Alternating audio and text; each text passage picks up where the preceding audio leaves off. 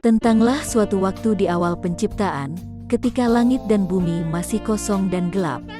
Pada saat itu, hanya ada kegelapan yang menyelimuti segalanya.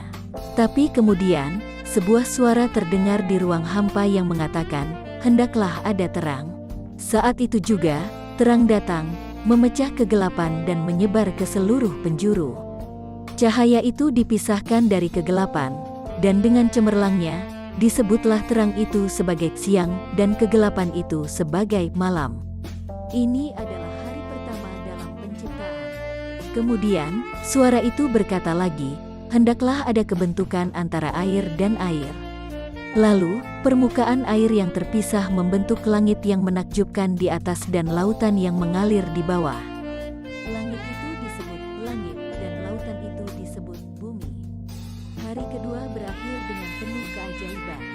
Keesokan harinya, suara itu berkata lagi, "Hendaklah bumi menghasilkan tumbuh-tumbuhan, tanaman berbiji dan pohon-pohonan yang menghasilkan buah dengan benihnya masing-masing."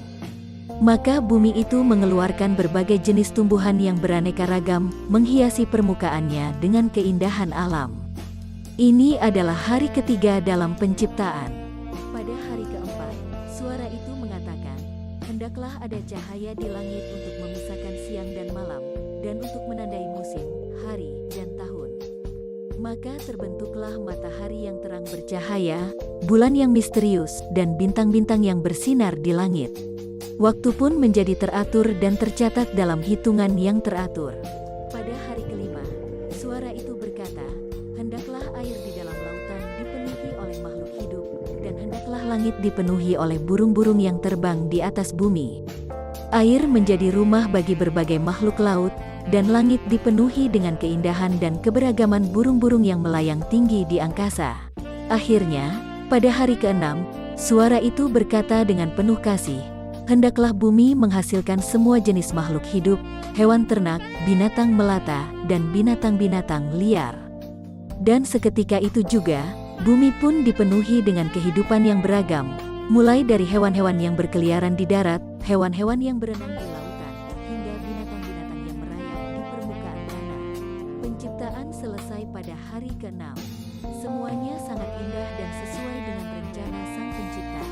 Suara itu berkata, "Baiklah kita menjadikan manusia menurut gambar dan rupa kita, supaya mereka berkuasa atas ikan-ikan di laut dan burung-burung di udara, atas ternak dan atas seluruh bumi, dan atas segala binatang melata yang merayap di bumi."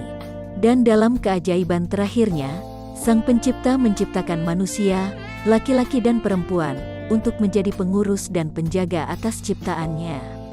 Mereka diberkati dan diberikan tanggung jawab untuk menjaga dan memelihara keindahan yang ada di bumi.